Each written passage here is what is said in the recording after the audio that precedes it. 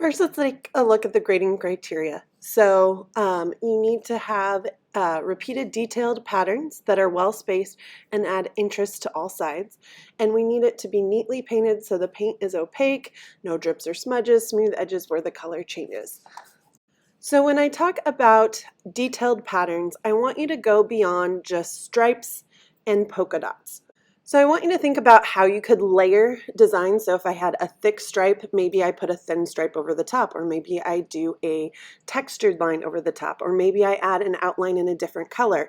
If you have a big area of color, maybe you use a small brush to draw designs into the area, like wavy lines or create little flower shapes.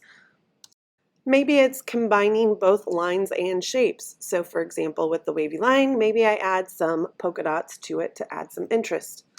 To make the polka dots more interesting, maybe I add a different colored dot inside my bigger dot, or maybe I use dots of different sizes.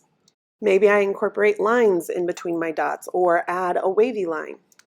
So if we look at the Alebrije body here on the left, you'll notice the flowers use different colors, which helps to add interest. You can also see the polka dots are repeated throughout the sculpture to help create unity. If you look on the right-hand side, you can see very detailed patterns from sombreros to cactuses to multicolored stars. While it is good to bring your background colors into your pattern designs, you also want to think about contrast. So this project has some beautiful designs, but the colors are all very similar in tone or hue, and so some of the patterns tend to get a little bit lost. So think about using like a light color on a dark background and you will be able to see the design even more. Both of these Alebrijes do a good job of layering. So if you look on the stripes on the top Alebrije, you can see it's a wide stripe with a thin line on it. You can also see some polka dots on the stripes as well as multicolored flower details on the paws. On the right-hand Alebrije, you will see there are different sized dots. One of the dots have like swirls, so the big blue dots have white swirl dots inside. The yellow dots have red dots inside.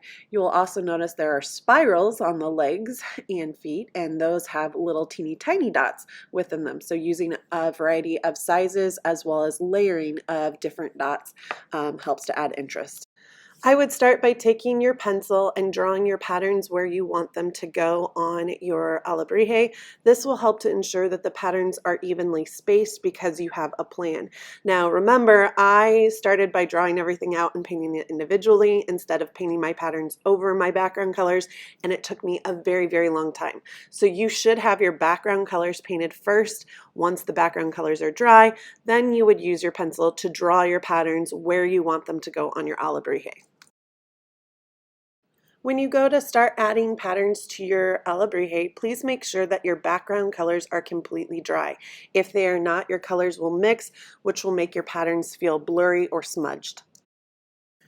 Just because you didn't have a pattern planned in an area as you are painting, if you see a need for it, you can go ahead and add it. So for example, here underneath the dots, I felt like there was a lot of negative space.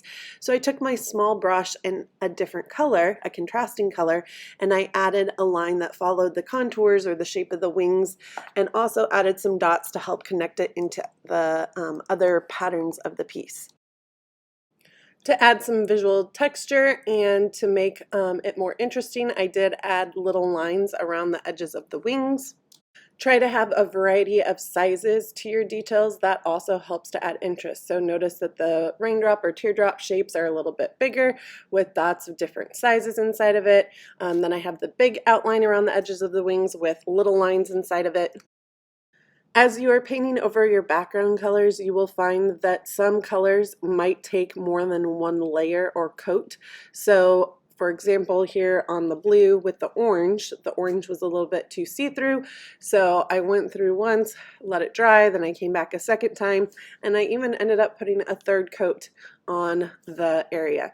Now something that you can do is try and find a brush that is the same width as the pattern that you want. So here I'm using a brush that is similar to this width of the stripe that I wanted as well. As you're adding your patterns, make sure that they are well spaced, meaning they're not all clumped together in one area, but that you can see them spread out throughout your creature.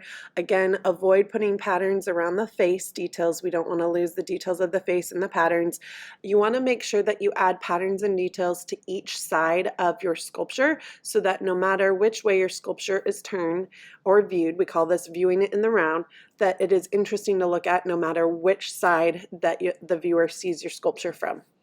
You also want to repeat your patterns throughout your creature, so notice I have stripes on the tail, but also on the belly. You see the teardrop shape on the wings, on both sides of the wings. You also see it on the orange-like design on the back, as well as the part that wraps around the neck. You can also see lines with dots spread out throughout different areas of the artwork as well. If you're having trouble coming up with designs or patterns for your Alebrije, I do have a lines and patterns poster hanging up in the back of the room that you could look at for some ideas. As always, if you have any questions, please let me know.